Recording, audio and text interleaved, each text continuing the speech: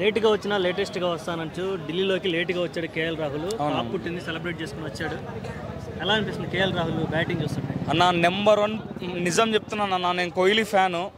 కోహ్లీ తర్వాత కోహ్లీ రిటైర్మెంట్ ఇంకొక 2-3 ఇయర్స్ ఇచ్చిన తర్వాత అయినా సరే కోహ్లీ స్థానాన్ని అయినా కోహ్లీని అధిగమించాలన్నా, అంటే ఇండియా ఏ స్టేజ్లో ఉన్నా గెలిపియాలి ఓడిపియాలన్నా ఆ స్టేజ్లో కూడా మనకు ఒక ప్లేయర్ అంటూ గుర్తొస్తుంది, అది కేఎల్ రాహులే పేరే గుర్తొస్తుంది. ఎందుకంటే ఓపెనింగ్కి పంపి 1 డౌన్కి పంపి ఆఖరికి ఫినిషర్గా పంపించినా సరే కేఎల్ రాహుల్ అంత బాగా ఆడుతున్నాడు.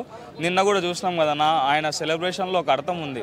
అంటే అందరూ ఆర్సీబీ ఫ్యాన్స్ అందరూ బాధపడినరు, అంటే ఎవరు నిన్ను బ్యాకప్ చేయకపోయినా కోహ్లీ ఫ్యాన్స్ నిన్ను బ్యాక్ చేసిండ్రు, పోయి మళ్ళీ చిన్నస్వామి స్టేడియంలోనే నువ్వు ఆ సెలబ్రేషన్ చేయడం ఏందన్నా అని ట్రోల్ చేస్తే కూడా, అంటే అడిగితే కూడా తను ఒకే ఒక రిప్లై ఇచ్చిండు, నేను కాంతారాలో అది ఒక సీన్ని తీసుకొని నేను ఇన్స్పైర్ అయినా ఆ సెలబ్రేషన్ చేసిన అనేసి.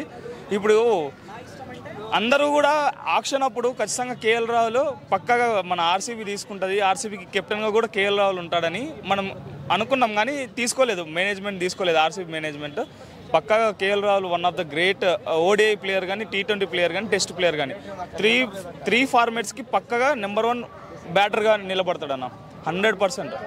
ఓకే, T20లో బ్రహ్మాండంగా ఆడుతున్నాడు, దీన్ని పక్కన పెడతాం. ఇలాగే ఇండియా కూడా ఆడాలని చాలా మంది కోరుకుంటున్నారు. ఇన్ఫాక్ట్ కోరుకోవట్లేదు, ట్రోల్ చేస్తున్నారు. T20లో ఐపీఎల్ అంటే బ్రహ్మాండంగా ఆడుతున్నావు, ఇండియాకి ఎందుకు ఆడట్లేదు అన్న? ఇండియాలో అంటే ఇప్పుడు మేనేజ్మెంట్ వేరన్నా. ఇప్పుడు ఒక ఫ్రాంచైజీ ఇప్పుడు లక్నోలో ఆడిండు, లక్నోలో ఫ్రాంచైజీ తరఫున సరిగా ఆడలేకపోయిండు. అదే పంజాబ్లో ఎన్నో మ్యాచ్లు గెలిపించిండు. లక్నోలో మేనేజ్మెంట్కి కేఎల్ రాహుల్కి చిన్న ఇష్యూ వల్లనే వద్దనుకున్నాడు.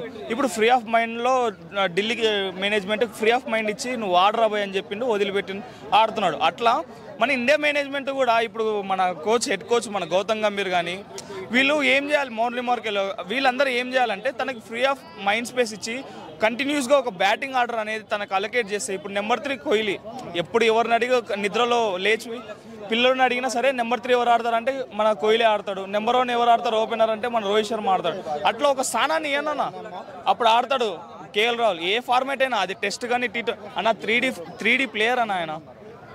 3 ఫార్మాట్లు ఊచకోత కొడతాడు నిలబడితే. ఏమంటే తనకి ఒకే ఒక బ్యాటింగ్ ఆర్డర్, అంటే నెంబర్ 3 ఓపెనరా, నెంబర్ 4 అలా ఒకే ఒక ప్లేస్, ఒక స్థానాన్ని అంటూ మన కేఎల్ రాహుల్కి ఇస్తే ఖచ్చితంగా తనేందో తను ప్రూవ్ చేసుకుంటాడు అన్న.